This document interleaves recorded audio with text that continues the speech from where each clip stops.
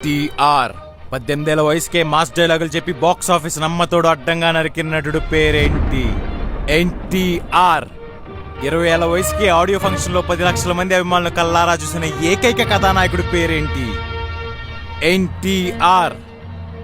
పొడవ తక్కువని బరువు ఎక్కువని చెట్టు పేరు చెప్పుకుని కాయలు అమ్ముకుంటున్నాడని హేళన చేసిన నోర్లని ఈనాడో తన సామర్థ్యంతో మూయించిన నటుల్లో ఏముందని అడుగుటయా?